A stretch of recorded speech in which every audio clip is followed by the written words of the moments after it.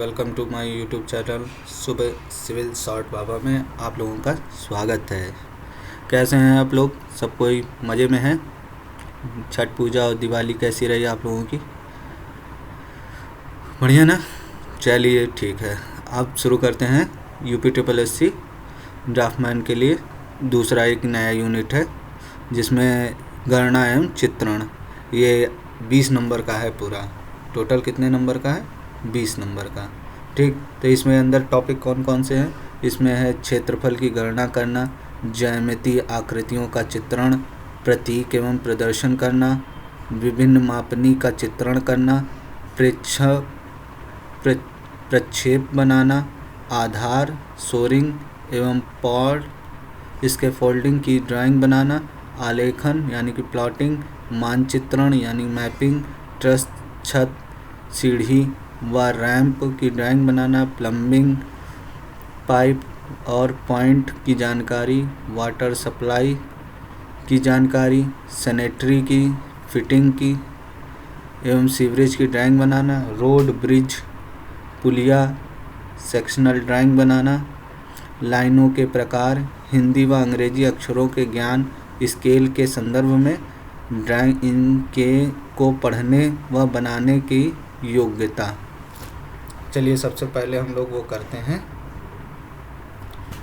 इसको शुरू करते हैं। चलिए पहले तो देखेंगे कैलकुलेशन ऑफ एरिया। इसका थोड़ा सा कलर चेंज करते हैं, लाइट कलर पे रखते हैं। कैलकुलेशन द एरिया, साइट के क्षेत्र की गणना, यानी कि calculation the site the area of the site. और फिर इसमें रिक्वायरमेंट क्या क्या चीज़ें के औजार एवं साधन, जैसे मीट्रिक चेन चाहिए होती है 30 mm वाली, हैं तो इसका मापन किस में होता है? नंबर्स में। फिर एक होता है तीर माने एरो, जो 40 सेंटीमीटर का होता है लंबा, वो होता है 10 चाहिए होते हैं उसमें। ठीक, फिर रेंजिंग रॉड चाहिए 2 और 3 मीटर वाली 6। क्रॉस स्टाफ कितने चाहिए होते हैं? 1। मिनी ड्राफ्टर कितना चाहिए होता है? 1। ठीक, ड्राइंग शीट A3 टाइप की कितनी चाहिए होती है? उसका मापन किस में होता है? नंबर में। फिर फील्ड नोट मतलब नोटबुक चाहिए होती है, फील्ड नोटबुक चाहिए होती 1। पेंसिल HB होती है 1। इरेज़र कितने चाहिए होते हैं? 1। पैमाने का सेट क्या होता है? 1 सेट होता है पैमाने का। सेलो टेप चाहिए होता है 1 रोल। ठीक, अब प्रक्रिया मतलब इसमें ये बता रहा है कि साइट का कैलकुलेशन आपको करना है तो क्या क्या चीज़ें चाहिए होंगी। ठीक, अब देखो क्या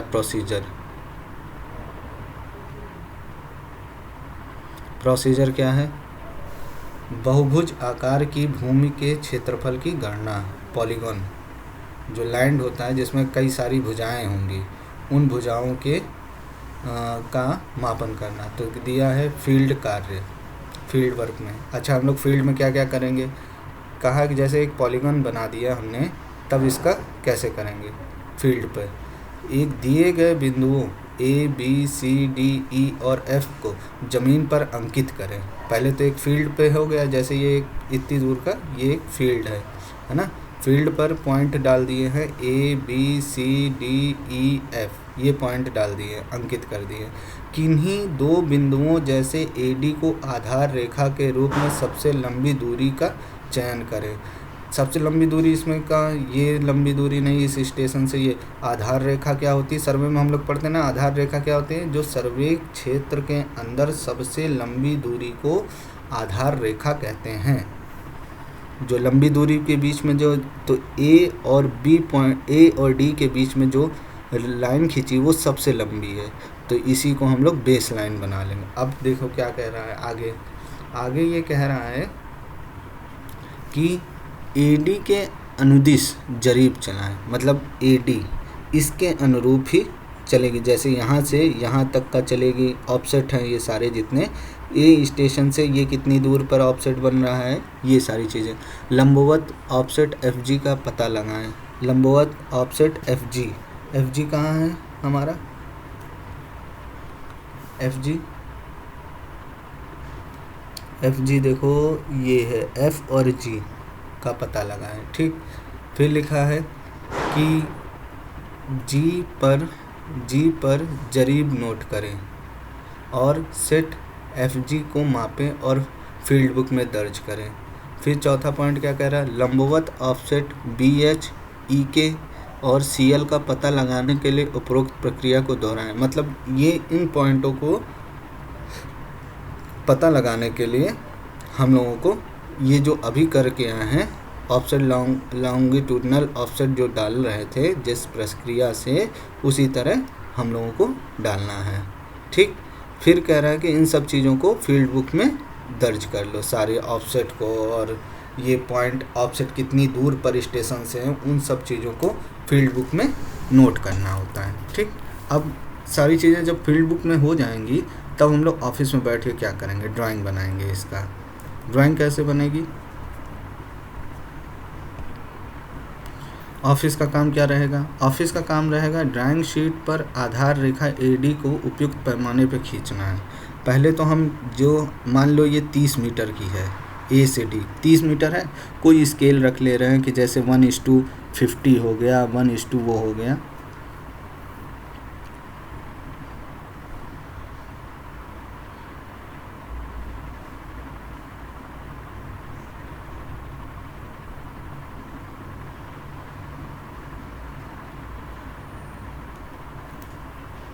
ठीक, जैसे ये हो गया कि ड्राइंग शीट पर आधार रेखा को उपयुक्त पैमाने पर खींच ले, हमने खींच लिया। जैसे 30 मीटर है, 1:30 कर खींच करके रेशियो स्केल ले करके मल्टीप्लाई कर दो उसका 30 मीटर से, 1:30 गुणे 30 करोगे तो वो आ जाएगा कितने होता है, कितना आएगा। ठीक, फिर ए डी को सीरीज़ जी एच के और एल अंकित करें श्रृंखला, इस पर हमें वो करना है, ड्राइंग शीट पर इसको रखना है।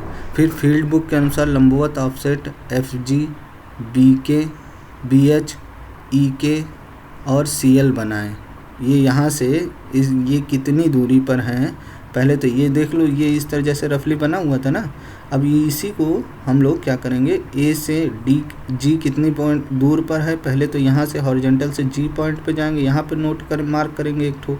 फिर उसके बाद ये लॉन्गिट्यूडनल लगाएंगे तो 3 4 5 का नियम लगा करके, वो हम लोग 3 4 5 का नियम लगा करके, जैसे पाइथागोरस से परपेंडिकुलर डालते हैं या लाइन लेंजर में या क्रॉस स्टाफ ले करके 90 डिग्री डालेंगे क्रॉस स्टाफ यहाँ पर डी पॉइंट पे, ए डी और इस तरह करके जी पॉइंट पे आ जाएंगे हम लोग। यहाँ से क्रॉस स्टाफ लेंगे 90 डिग्री आएगा, बस वो सीधे रेंजिंग रॉड लगाएंगे यहाँ पर कि ये रेंजिंग रॉड लगाएंगे। फिर उसके बाद इसको स्केल में ये जो डिस्टेंस आई है ऑफसेट की, इस ऑफसेट को हम लोग उसे स्केल में कन्वर्ट करके स्केल से मल्टीप्लाई कर देंगे डिस्टेंस को, तो ये डिस्टेंस आ जाएगी ड्राइंग पे कितनी रखनी है ड्राइंग शीट पे। तो वो डिस्टेंस को हम लोग इस पर कट कर लेंगे, कट करने के बाद यहाँ से 90 डिग्री डालकर बना लेंगे। इसी तरह बहुभुज के बिंदुओं A B C D E F और ए को मिला कर बहुभुज आकार वाले क्षेत्र को त्रिभुजों और समलंब चतुर्भुज की संख्या में विभाजित करें। फिर विभाजित त्रिभुजों और समलंब चतुर्भुज के क्षेत्रफल की गणना करें। उपयुक्त खंड 1 से 6 के क्षेत्रफल को जोड़कर कुल क्षेत्रफल की गणना करनी होती है। ठीक, फिर क्षेत्रफल की गणना के लिए ज्यामितीय सूत्रों के अनुप्रयोग क्या होता है। देखो, त्रिभुज का क्षेत्रफल क्या होता है, 1/2 आधार गुणे ऊंचाई। ठीक, अब समलंब का क्षेत्रफल क्या होता है, ये आधार गुणे 1/a + b/2 गुणे ऊंचाई, यानी कि अब इसमें पेन तो चल नहीं रहा, नहीं तो फिर बताते हैं आपको कैसे बनाता है समलंब का। चलिए आगे देखते हैं। आगे कह रहा है किसी क्षेत्रफल का निम्नलिखित विवरण आलेखित करें और उसके क्षेत्रफल की गणना करें। सभी माप मीटर में हैं। ठीक, सभी माप मीटर में हैं।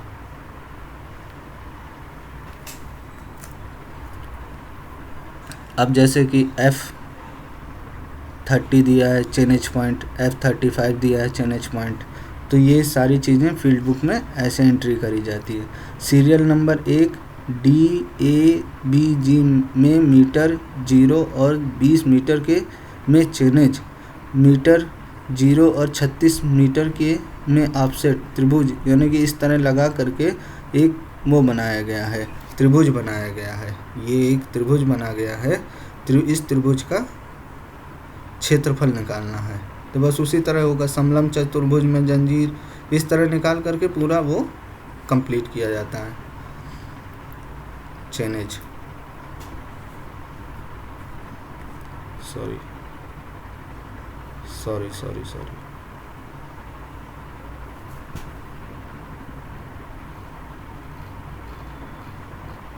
फिर जियोमेट्रिकल शेप देखो कौन कौन से होते हैं। एक तो होता है सॉलिड क्या होता है? ठोस वे वस्तुएं हैं, हाइलाइटर नहीं अंडरलाइन लगाते हैं, हाइलाइट, हाँ। ठोस वे वस्तुएं हैं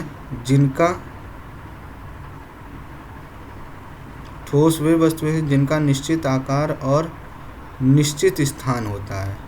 उनके 3 आयाम होते हैं, लंबाई, चौड़ाई और ऊंचाई। उनके आकार के अनुसार उन्हें 2 समूहों में वर्गीकृत किया गया है।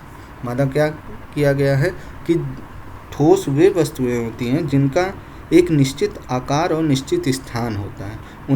उनके 3 आयाम, मतलब 3 डायमेंशन होंगे। डायमेंशन बोले कौन कौन से होंगे? लंबाई होगी, चौड़ाई होगी और ऊंचाई होगी। ठीक।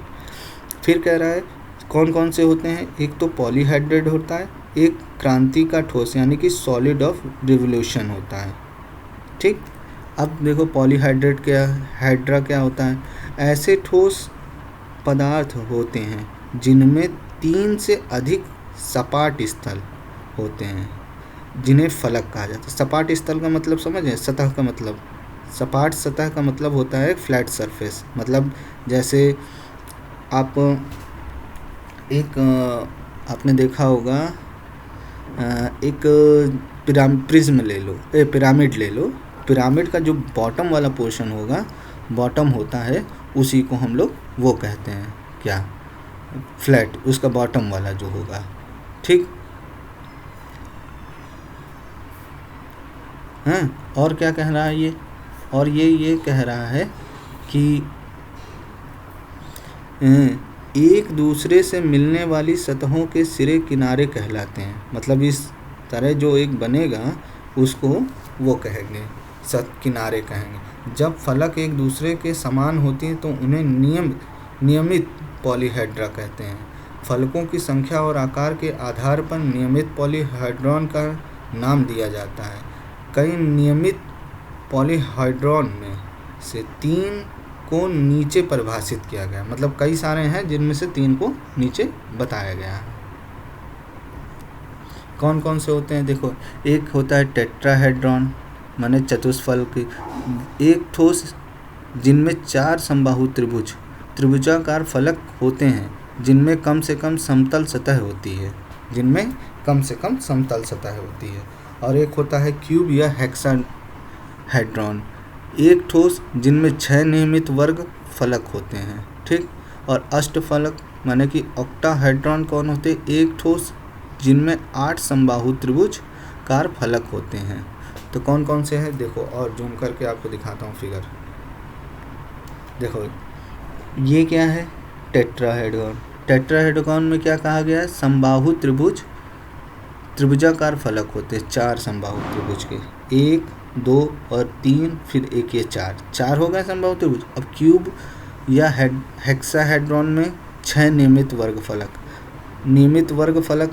फलक ये 1, 2, 3, इसी तरह 4, और ये यहाँ 5 और एक 6 है ना, कुल मिलाकर के 6 होते हैं।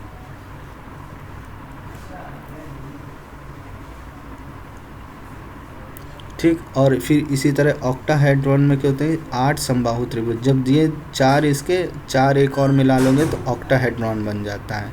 ठीक। अब समझो, अब क्या कह रहा है?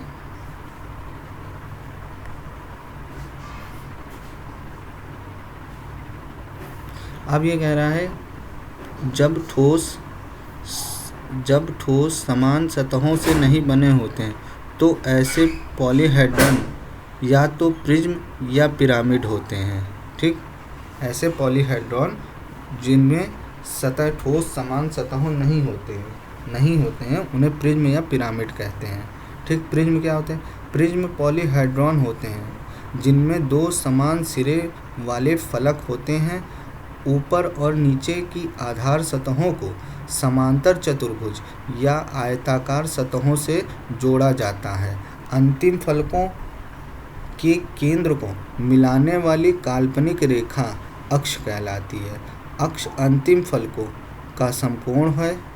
प्रिज्म आम तौर पर अंतिम फलकों के आकार के अनुसार नामित किया जाता है, जैसे वर्गाकार, आयताकार, त्रिभुजाकार,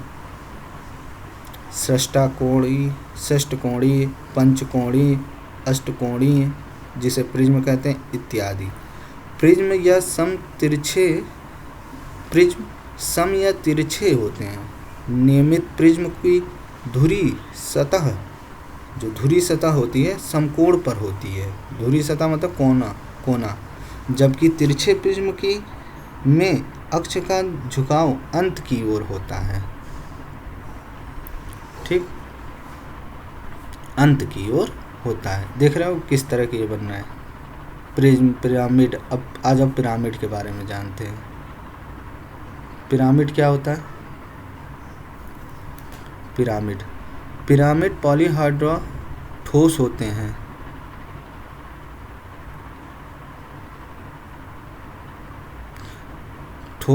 हैं।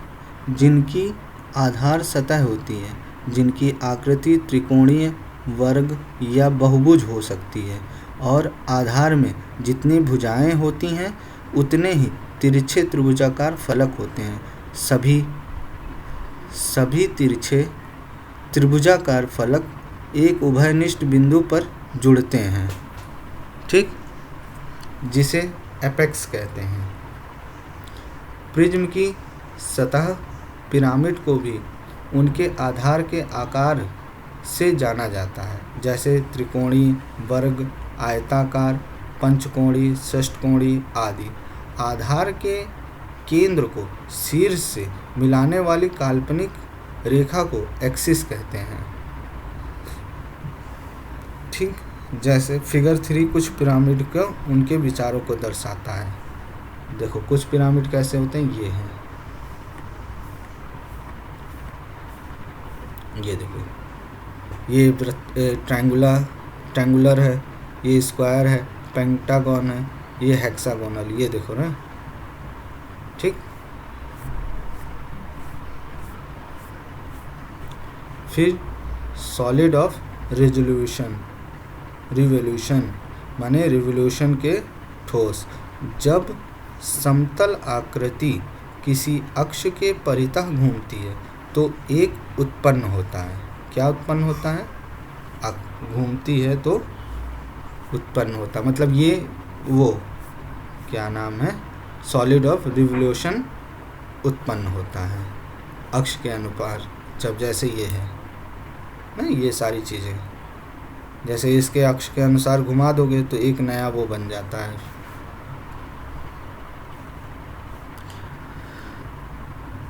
जैसे फिगर 4 में दिखाया गया ठोस AB अक्ष के परितः समतल फिगर, ये जैसे ये है इसको घुमा दोगे परितः परिक्रमण से बनता है। बेलन, शंकु, गोले जैसे ज्यामितीय ठोस परिक्रमण के ठोस होते हैं। ठीक, अब आ जाए सिलेंडर। जब एक आयत अपनी एक भुजा के चारों ओर घूमती है तो एक सिलेंडर का निर्माण होता है। सिलेंडर में दो सपाट गोलाकार फलक और एक घुमावदार सतह होती है। शंकु, जब एक समकोण त्रिभुज समकोण बनाते हुए अपनी एक भुजा के चारों ओर घूमता है तो एक शंकु उत्पन्न होता है। शंकु बनाने में एक गोलाकार फलक और एक तिरछी वक्र सतह होती है। गोला क्या होता है? जब एक अर्धवृत्त अपने व्यास के परितः चक्कर लगाता है तो एक गोला उत्पन्न होता है। एक गोले की कोई सपाट सतह नहीं होती। ये इम्पोर्टेंट है, ठीक। गोले में सपाट सतह नहीं होती है। फिर क्या लिखा है, रिवोल्यूशन का ठोस शब्द एक गणितीय अवधारणा है और ज्यामिति में एक भौतिक आवश्यकता है।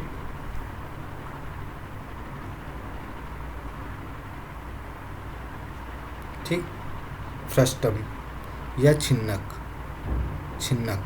जब पिरामिड या शंकु को आधार के समानांतर काट दिया जाता है और शेष पिरामिड या शंकु के शीर्ष को हटा दिया जाता है तो भागों को छिन्नक कहा जाता है। जब पिरामिड या शंकु को आधार के समानांतर काट दिया जाता है तो शेष पिरामिड या शंकु के शीर्ष को हटा दिया जाए तो भाग को छिन्नक कहते हैं। यदि काटने वाला प्लेन पिरामिड या शंकु के अक्ष आधार के कोण पर है तो उस कटे हुए को पिरामिड या शंकु कहा जाता है। ठीक। चित्र 5 में छिन्नक और कटे हुए पिरामिड को दिखाया गया। हमारे द्वारा उपयोग की जाने सभी वस्तुएं ठोस हैं। उनके आकार व्यक्तिगत ज्यामितीय ठोस जैसे प्रिज्म, शंकु या अन्य संयोजन की पुष्टि कर सकते हैं। ये देखो, जैसे कह रहा था ना, एक शंकु के आधार के समांतर जब काटोगे तो जो ऊपर वाले पोर्शन को हटा करके जो नीचे वाला पोर्शन बनता है उसे छिन्नक कहते हैं। ठीक। हाँ, अब आ गया समझ में। अब देखो,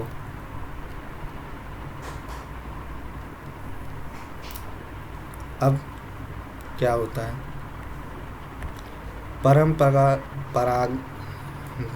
कन्वेंशनल साइन एंड सिंबल पढ़ो इसको। हिंदी बहुत ज़्यादा वैसी हो जाती कभी कभी। विभिन्न पदार्थों के प्रतीक जैसे IS 962 के अनुसार क्या क्या होते हैं प्रतीक, जैसे पैकिंग एंड इंसुलेटिंग मटेरियल है। पैकिंग एंड इंसुलेटिंग मटेरियल के लिए जैसे ये कन्वेंशनल साइज इस तरह का डॉटेड रहेगा। ये कौन कौन चीज़ों के लिए होगा, जैसे ग्लास होगा, वाटर होगा, मार्बल होगा, स्लेट लिखा है, स्लेट होता है। इनको स्लेट नहीं लिखना है।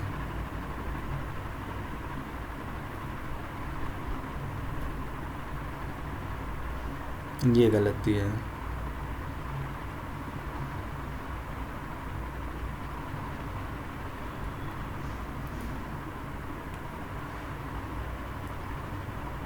ठीक। अब हम लोग जानेंगे, यहाँ पे स्लेट होगा वो लिख दिया इन्होंने।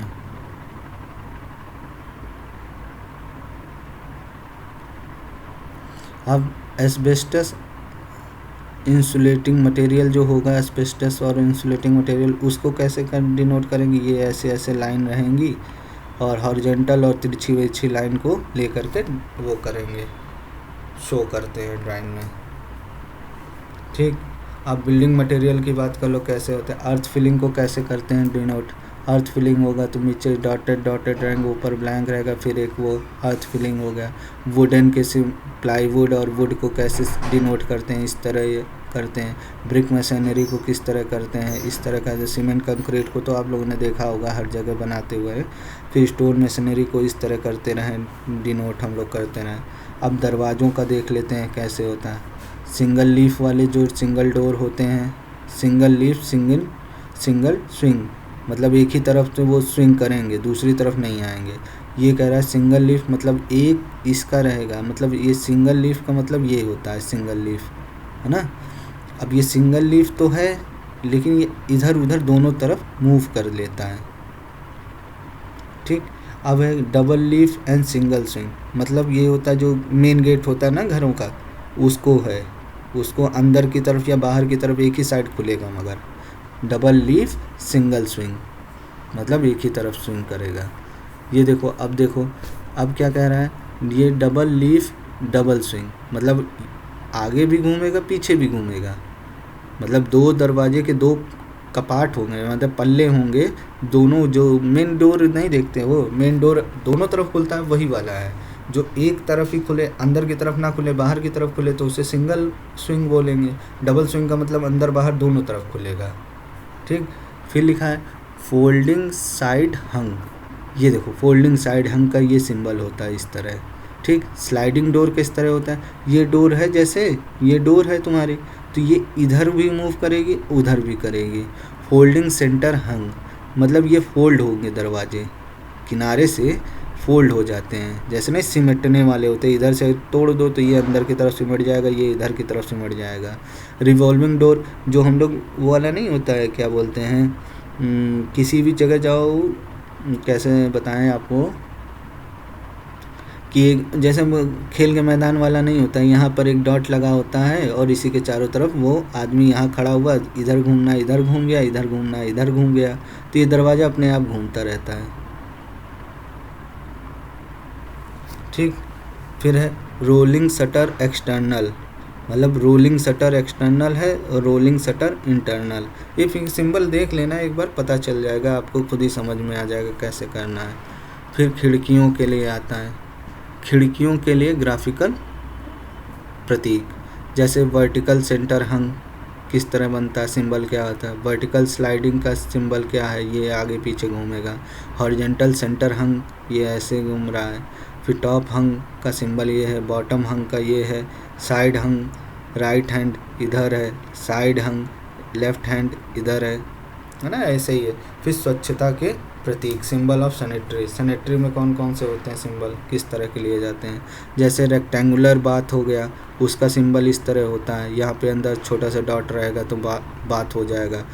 फुटबाथ पैर के लिए बाथ होता है, जो जहाँ पे ना ये नल ऊपर लगा है, नीचे धर पैर रख खड़े हो जाओ और धो लो, फुटबाथ हो गया।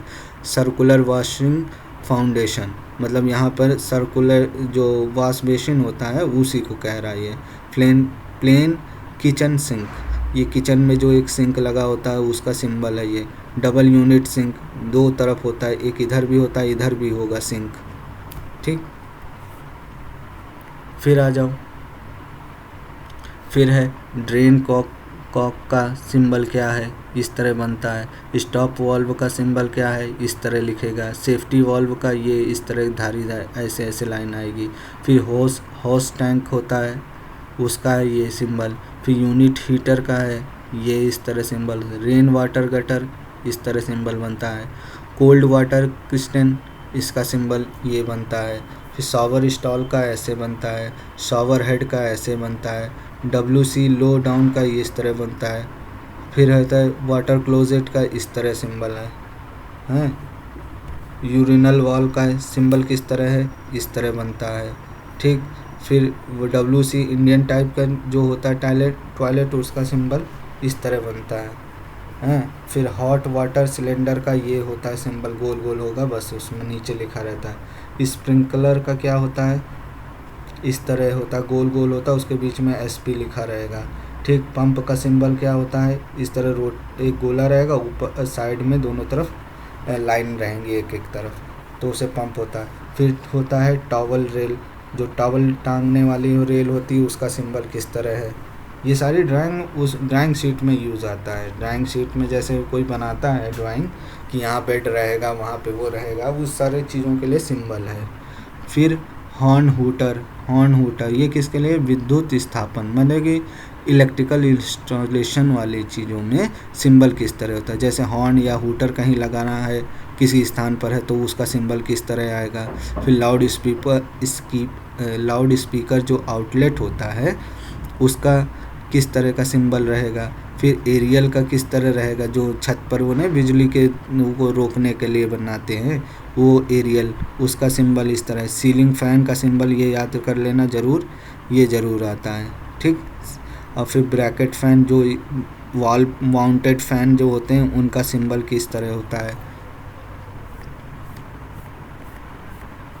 फिर है एग्जॉस्ट फ़ैन होता है जो घर में लगता है, किचन में लगता है या हर जगह लगता है, वहाँ पे एग्जॉस्ट के लिए गोले के अंदर फ़ैन का सिंबल डाल देते हैं। फिर पायलट और कॉरिडोर लैंप होता है जो उसका सिंबल इस तरह बनता है। अर्थ का क्या होता है, जहाँ पे अर्थिंग होती है कि यहाँ पे अर्थिंग जाएगी यहाँ से वो। फिर 1 वे स्विच है उसका सिंबल ये होता है। 2 वे स्विच का क्या होता है, ये होता है। हैं। फिर लिखा है मापनियों के प्रकार यानी कि टाइप ऑफ स्केल। आरेख तैयार करने के लिए निम्न मापनियों का प्रयोग किया जाता है। कौन कौन सी मापनी है? एक तो प्लेन स्केल होता है, एक होता है डायगोनल स्केल होता है, फिर वर्नियर स्केल होता है, फिर कॉम्परेटिव स्केल होता है, फिर कॉर्ड ऑफ स्केल होता है। 5 तरह की स्केल होती हैं। ठीक, 5 तरह की स्केल होती है। चलो एक एक करके समझते हैं। जो प्लेन स्केल होता है, ये तो सर्वे में पढ़ा ही है पूरा सबने, लेकिन यहाँ भी एक बार समझ लो कि साधारण स्केल, प्लेन स्केल जो होता है, यह वह मापनी है जो किसी प्रणाली के 2 यूनिटों को पढ़ने या 2 यूनिटों में आरेख बनाने के लिए प्रयोग में लाई जाती है। जैसे metre, decimetre, decimetre, centimetre, centimetre, millimetre, गज, फिट, इंच, इसके आदि छोटे भाग होते हैं। ठीक, अब देखो ये होता है इस तरह डायगोनल प्लेन स्केल होता है। इसमें केवल 2 यूनिट पड़ेगा। एक तो ये मीटर में पढ़ रहा, ऊपर सेंटीमीटर में पढ़ रहा है। ठीक, यहाँ से ऐसे कर लोगे। जब ये लाइन इसको मिलाते हैं, इसको इससे मिलाएंगे, तो वो डायगोनल जो आके बनेगा उसे सेंटीमीटर में पढ़ेंगे। फिर डायगोनल स्केल। डायगोनल स्केल क्या चीज़ होते हैं? डायगोनल स्केल विकर्ण मापनी वह मापनी है जिसकी सहायता से क्रमागत 3 इकाइयाँ पढ़ी जा सकती हैं। जैसे metre, decimetre, centimetre, decimetre, centimetre, millimetre आदि हैं। इसकी इकाई के दशांश और शतांश को भी पढ़े जा सकते हैं। मतलब किसी भी चीज़ के इकाई, दहाई और 100वें भाग को भी पढ़ सकते हैं। 3 मापनियाँ रहेंगी, 3 यूनिट को हम लोग पढ़ सकते हैं। वर्नियर में क्या होता है? इस मापनी की सहायता से किसी इकाई के अत्यधिक सूक्ष्म भाग जैसे 1/10वें भाग, 1/100वां भाग भी आसानी से पढ़ा जा सकता है। जैसे मतलब किसी भी इकाई के 1/10वें भाग को, 1/100वें भाग, सब को भी आसानी से पढ़ा जा सकता है। यह मापनी 2 प्रकार की होती है। वर्नियर वाली कौन कौन सी होती है जरा समझो। एक होती है मेन स्केल होती है ना, और एक होती है वर्नियर स्केल। तो मेन स्केल का काम क्या होता है? मुख्य मापनी वह मापनी है जो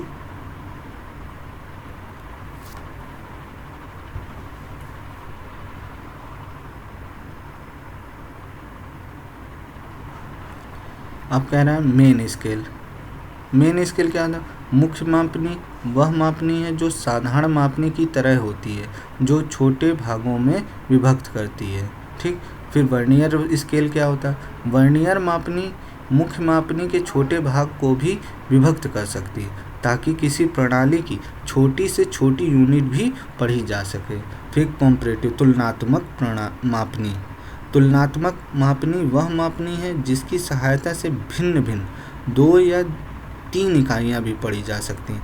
इसकी 2 इकाइयों के अलग अलग पैमाने एक ही निरूपक भिन्न के बनाए जाते हैं। जैसे ड्राइंग मीट्रिक प्रणाली में बना हो तो उसे तुलनात्मक मापनी की सहायता से ब्रिटिश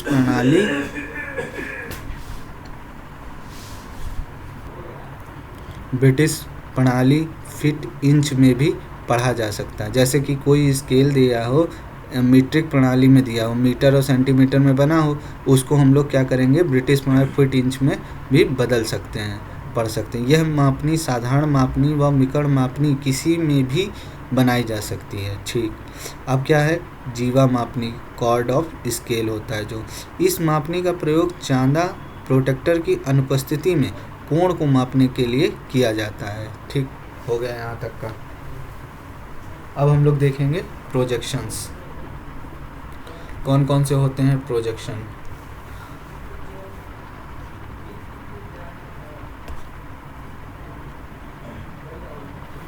फिर लिखा है ऑर्थोग्राफिक प्रोजेक्शंस। ठीक, ऑर्थोग्राफिक प्रोजेक्शन, लंबरेखीय प्रोजेक्शन। प्रोजेक्शन के प्रकार। प्रोजेक्शन मुख्य रूप से 2 प्रकार के होते हैं, समांतर और काल्पनिक। यानी पर्सपेक्टिव प्रोजेक्शन। ठीक, समांतर प्रोजेक्शन को आगे दो भागों में बांटा जाता है, जैसे लंबरेखीय और तिर्यक। ऑर्थोग्राफिक प्रोजेक्शन बहुरूपी मल्टीव्यू या एक्सोनोमेटिक होता है। लंबरेखीय ऑर्थोग्राफिक प्रोजेक्शन, यह शब्द दो शब्दों से मिलकर बना है। ऑर्थो मतलब एक्यूरेट, ग्राफिक मतलब प्रेजेंटेशन। ठीक, अर्थात किसी वस्तु की आकृति का सही वर्णन करना, जिस प्रक्षेप में वस्तु के किनारे से लंबवत रेखाएं किसी तल यानी कि क्षैतिज या ऊर्ध्वाधर पर इस प्रकार से प्रक्षेपित की जाएं कि वे एक दूसरे के समांतर रहें और साथ ही उस तल के लंबवत रहें, तो उसे लंबकोणीय प्रोजेक्शन कहते हैं, प्रक्षेप कहते हैं, मतलब कि ऑर्थोग्राफिक प्रोजेक्शन कहते हैं।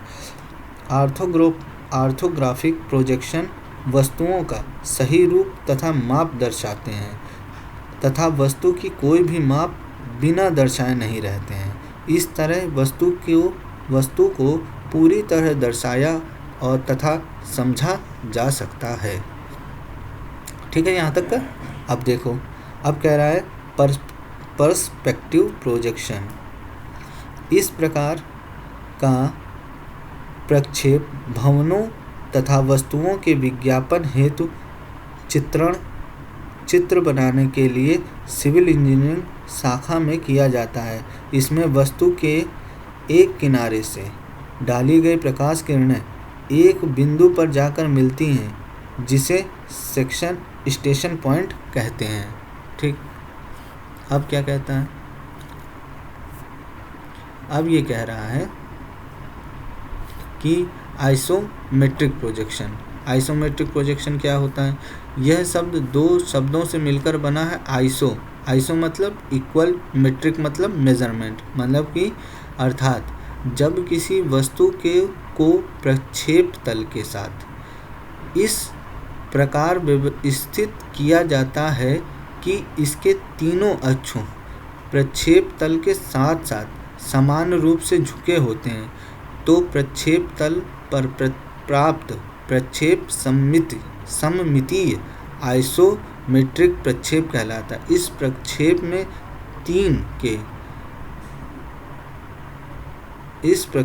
में तीनों के बीच का कोण 120 डिग्री का होता है। आइसोमेट्रिक प्रोजेक्शन को क्षैतिज तल के दोनों तरफ 30 डिग्री के कोण पर खींचा जाता है।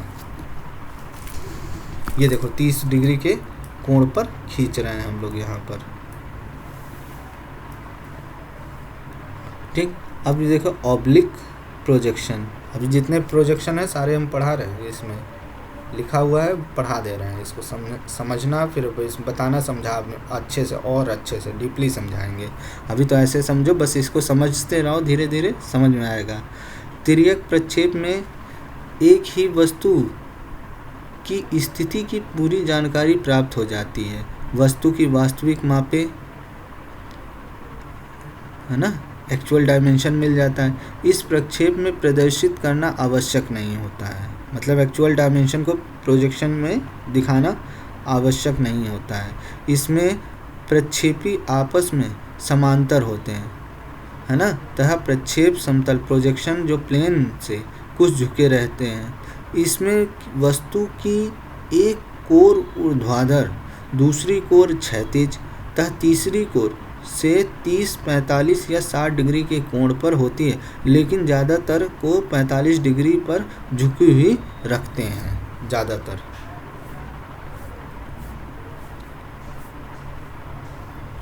अब देखो क्या है प्रोजेक्शन प्लान। प्रोजेक्शन प्लान में क्या है, जब किसी वस्तु के प्रोजेक्शन बनाए जाते हैं तब प्रोजेक्शन प्लान के प्रबंध का ज्ञान होना जरूरी है। जो प्लान शीर्ष दिशा में हो उसे वर्टिकल प्लेन कहते हैं। इस प्लेन में एलिवेशन के सामने वाले रूप में बनाया जाता है, एलिवेशन के सामने वाले में बनाया जाता है वर्टिकल प्लेन। ठीक, दूसरा प्लान जो पहले प्लान के समकोण पर स्थित होता है उसे क्षैतिज प्लान कहते हैं। ठीक, प्लेन है, प्लान लिखे हैं, गलत लिख देते हैं, लोगों को पता नहीं रहता, पढ़ते नहीं है लग रहा है। ठीक है, अब देखते हैं first angle and third angle method और देयर सिंबल। फर्स्ट एंगल और थर्ड एंगल में क्या होता है? फर्स्ट एंगल प्रोजेक्शन क्या होता है? इसमें वस्तु को ऊर्ध्वाधर तल के सामने और क्षैतिज तल HP मतलब क्षैतिज तल यानी हॉरिजॉन्टल प्लेन के ऊपर स्थित मानकर प्रक्षेपित किया जाता है। इसमें वस्तु को ऊर्ध्वाधर यानी वर्टिकल प्लेन के सामने और हॉरिजॉन्टल प्लेन के ऊपर स्थित मानकर प्रक्षेपित किया जाता है तथा साथ ही वस्तु दर्शक और प्रक्षेप तल के बीच में स्थित होती है। वस्तु कहाँ होती है? दर्शक और प्रक्षेप तल के बीच में स्थित है। जब दर्शक वस्तु को ऊर्ध्वाधर तल के सामने से देखता है तो वर्टिकल प्लेन पर प्राप्त वस्तु का प्रक्षेप सम्मुख दृश्य यानी कि फ्रंट व्यू कहलाता है। जब दर्शक वस्तु को हॉरिजॉन्टल प्लेन के ऊपर से देखता है तो क्षैतिज तल पर वस्तु का प्रक्षेप टॉप व्यू कहलाता है। इसी प्रकार जब दर्शक वस्तु को उसके पार्श्व से देखता है तो सहायक ऊर्ध्वाधर तल पर प्राप्त प्रक्षेप दायां या बायां पार्श्व व्यू राइट और लेफ्ट व्यू कहलाता है। ठीक, ये देखो, ये वर्टिकल प्लान हो गया या हॉरिजॉन्टल प्लान। अब हॉरिजॉन्टल प्लान जो है ये देखो, ये सम्मुख है, ये साइड वो है एलिवेशन, ये सॉरी सम्मुख होने के फ्रंट व्यू हो गया ये, और ये हो गया साइड व्यू, ये भी ये टॉप व्यू हो गया। शीर्ष से ऊपर से इसको देखोगे तो ये तीनों एक साथ रहेंगी, ये तीनों एक साथ रहेंगी। ठीक, और ये साइड व्यू फ्रंट यहाँ से खड़े होकर के देखोगे, यहाँ से खड़े होकर के देखोगे तो तुम्हें वो मिल जाएगा फ्रंट व्यू। और साइड इधर से देखोगे या इधर से देखोगे तो ये कैसे देखे, ये इसी के अंदर समाया हुआ एक लाइन में सीधी लाइनें दिखाई देंगी, तो वो हो गया साइड व्यू।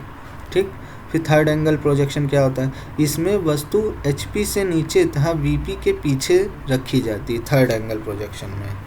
ठीक, फिर प्रोजेक्शन प्लान जो प्लेन होता है वस्तु तथा दर्शक के बीच में स्थित होता है। चित्र 1 के अनुसार वस्तु के प्रक्षेप बनते हैं ताकि इन प्रक्षेपों को एक तल में लाने के लिए चित्र B के अनुसार वस्तु के प्लान XY रेखा के ऊपर तथा एलिवेशन XY रेखा के नीचे से नीचे बायां पार्श्व व्यू दृश्य एलिवेशन की सीध में बाईं ओर तथा दायां पार्श्व व्यू दाईं ओर खींचते हैं। तृतीय चतुर्थांश में खींचे गए प्रक्षेप उसी दिशा में बनते हैं जिस दिशा से वस्तु देखी गई हो। ये देखो बन गया ना, इस तरह ये साइड है, ये फ्रंट, ये एलिवेशन है। ठीक, ऐसे बनाया जाता है। बस इसको समझ लो क्या होता है। अब देखो इसमें तुलना हो रही है।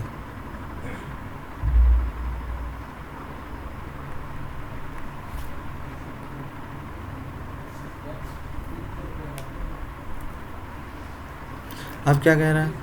प्रथम एवं तृतीय प्रक्षेपों में तुलना एवं तथा उनके चिन्ह। Difference in first and third angle projection and their symbol. First angle projection में क्या होता है? फर्स्ट एंगल प्रोजेक्शन में वस्तु प्रथम चतुर्थांश में स्थित रहती है और थर्ड एंगल प्रोजेक्शन में थर्ड उसमें होती क्वाड्रेंट में। ठीक, देखने वाला वस्तु को जिस ओर से देखता है उसके विपरीत दिशा में वस्तु का प्रक्षेप बनता है। विपरीत दिशा में जिधर से देख रहा होगा उसके विपरीत में बनेगा, उसके पीछे। ठीक, दर्शक वस्तु को जिस ओर से देखता है उसी दिशा में उसका प्रक्षेप बनता है थर्ड एंगल में। ठीक, प्रथम कोणीय प्रक्षेप में वस्तु HP के ऊपर तथा VP के सामने स्थित होती। इसमें क्या होता है कि HP के नीचे तथा VP के पीछे स्थित होती है। वस्तु सदैव प्रक्षेप तथा दर्शक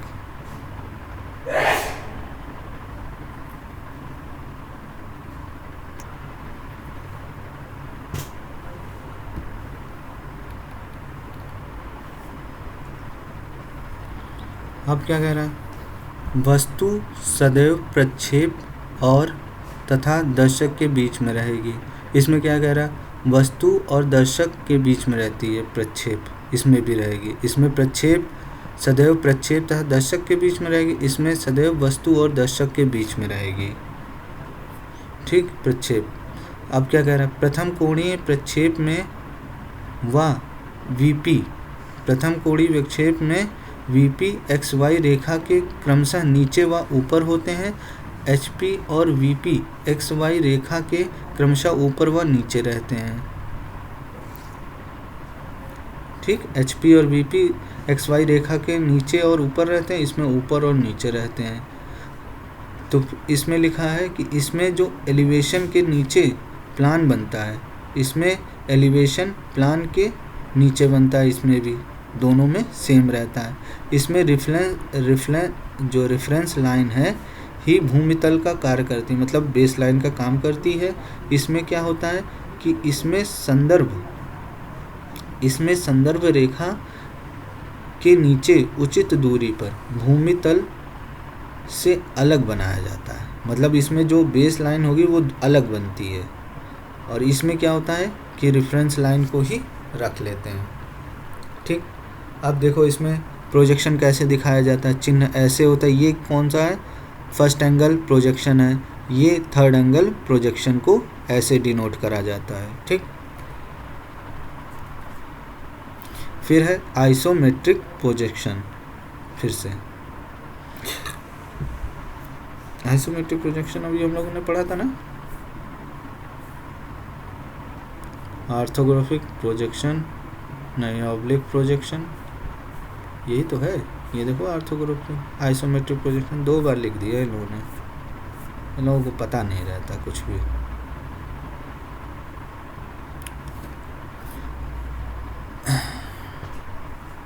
हम कैसे यहाँ से यहाँ वाली चीज़ आइसोमेट्रिक व्यू क्या होता है, उसके आगे मतलब क्या होता है, 30 डिग्री पे बनाया जाता है, बस इतना याद रखना है उसको। आइसोमेट्रिक स्केल क्या होता है कि एक सममितीय पैमाने का उपयोग सही सममितीय अनुमानों को बनाने के लिए किया जा सकता है। चित्र में घन की सभी कोरें समान रूप से छोटी होती हैं, अतः वर्गाकार फलक समचतुर्भुज के आकार में नजर आते हैं, और इसमें समचतुर्भुज ABCD घन शीर्ष फलक जो वर्गाकार का समपरिमाण प्रक्षेप प्रदर्शित करते हैं, जिसमें BD विकर्ण की वास्तविक लंबाई होती है। ठीक, फिर आइसोमेट्रिक व्यू क्या होता है, आइसोमेट्रिक व्यू यदि समपरिमाण प्रक्षेप में समपरिमाण रेखाएं छोटी न की जाएं और वास्तविक लंबाइयां ही नापी जाएं, तो इस प्रकार प्राप्त दृश्य समपरिमाण प्रक्षेप की आकृति के बिल्कुल समान होगी, लेकिन अनुपात में लगभग 22.5% बड़ा होगा। बनाने में सरलता होने तथा ड्राइंग से ही विमाएं नापने में सुविधा होने के कारण आजकल सामान्यतः आइसोमेट्रिक स्केल के स्थान पर एक्चुअल स्केल का ही प्रयोग होने लगा। भ्रम से बचने के लिए वास्तविक स्केल द्वारा बनाए गए दृश्य को आइसोमेट्रिक व्यू कहते हैं, जबकि आइसोमेट्रिक स्केल द्वारा बनाया गया जो दृश्य है उसे आइसोमेट्रिक प्रोजेक्शन कहते हैं। ठीक, अब डिफरेंस जानो क्या होता है इन दोनों में, कि डिफरेंस क्या होता है इनमें कि समपरिमाण प्रक्षेप में यदि वस्तु की वास्तविक नापें इन दृश्यों पर नापी जाती हैं तो यह समपरिमाण दृश्य कहलाते हैं, और यदि वस्तु की वास्तविक नापें समपरिमाण पैमाने यानी आइसोमेट्रिक स्केल में बदलकर दृश्य में नापी जाएं, तब यह समपरिमाण प्रक्षेप आइसोमेट्रिक प्रोजेक्शन कहलाता है। ठीक, फिर method of drawing isometric view of solids. ठोसों के समपरिमाण दृश्य माने आइसोमेट्रिक व्यू बनाने के लिए साधारणतः 2 विधियां प्रयोग में लाई जाती, एक होती है बॉक्स मेथड, एक होती है ऑफसेट मेथड। बॉक्स मेथड में क्या होता है, इस विधि द्वारा वस्तुओं के आइसोमेट्रिक व्यू बनाने के लिए वस्तु की आकृति के अनुसार एक बॉक्स हल्की रेखाओं द्वारा तैयार किया जाता है। तत्पश्चात आइसोमेट्रिक एक्सिस पर वस्तु की लंबाई, चौड़ाई व ऊंचाई काटकर एवं क्षैतिज व ऊर्ध्वाधर अक्षों के समांतर रेखाएं खींचकर वस्तु का समपरिमाण दृश्य बनाया जाता है। चित्र में इस विधि से हेक्सागोनल प्रिज्म का आइसोमेट्रिक व्यू दिखाया गया है। चित्र में आइसोमेट्रिक व्यू बनाने के लिए क्रमबद्ध ढंग दिखाया गया है। ये देखो आइसोमेट्रिक व्यू है, इस तरह बना है। आइसोमेट्रिक ये बेस लाइन बना ली, फिर इसका हेक्सागोनल ऐसे खींचा गया। ये हो गया आपका बॉक्स मेथड। अब क्या है, फिर ऑफसेट मेथड क्या होता है। ऑफसेट मेथड में क्या होता है, असमान वक्रों, असम परिमाण रेखाओं, मैंने ये क्या हिंदी है, इसमें बहुत डिफिकल्ट होती है। फिर नॉन आइसोमेट्रिक लाइंस तथा कोणों आदि के आइसोमेट्रिक व्यू बनाने के लिए यह विधि प्रयोग में लाई जाती। कहाँ कहाँ यूज़ करी जाती, नॉन आइसोमेट्रिक लाइन, एंगल और अनइक्वल जो कर्व होते हैं उन सबको बनाने के लिए, क्या आइसोमेट्रिक व्यू बनाने के लिए यह मेथड प्रयोग में लाया जाता है। इस विधि द्वारा वस्तु का समपरिमाण दृश्य खींचने के लिए वस्तु की प्रत्येक समपरिमाण यानी कि नॉन आइसोमेट्रिक रेखाओं को किसी समपरिमाण रेखा या तलों पर परिवर्तित करते हैं। ठीक, अब क्या है, problems related to object. Isometric circle, isometric view of circle क्या होता है, वृत्त के समपरिमाण 10 माने आइसोमेट्रिक व्यू बनाने के लिए सर्वप्रथम इसको एक वर्ग के अंदर बंद कीजिए। तत्पश्चात निम्नलिखित विधि अपना करके आइसोमेट्रिक व्यू बनाया जाता है, जैसे free hand sketching of geometrical solids. Point method क्या होता है, ये इस तरह बनता है, इसको मत पढ़ो, इतना नहीं होता है। फ्री हैंड जो स्केच होते हैं उसके इंजीनियरिंग के एलिमेंट्स कौन कौन से हैं।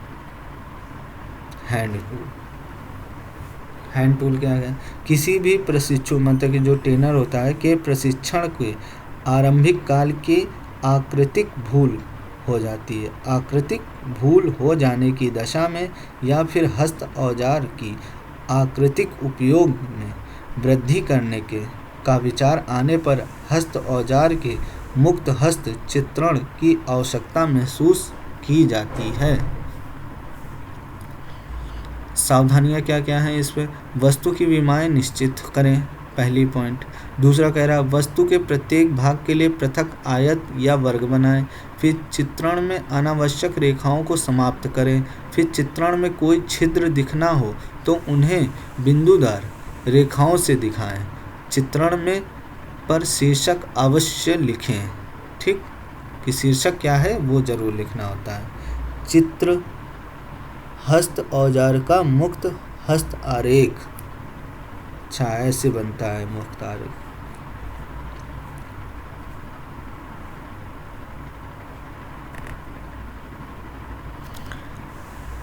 प्रत्येक तकनीशियन को हाथ से रफ रूप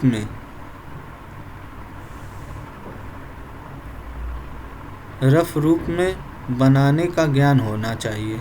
योजना के समय, निर्माण के समय तथा असल रूप में ड्राइंग बनाने के समय रफ रूप बनाने की आवश्यकता पड़ती, मतलब रफ बनाने के लिए, रफली बनाने के लिए ज़रूरत पड़ती। इसके लिए एक तकनीशियन को रेखाओं, ज्यामिति चित्रों, अक्षरों तथा नापों आदि के रूपों को बनाने के लिए मूल सिद्धांतों का ज्ञान होना चाहिए। हाथों से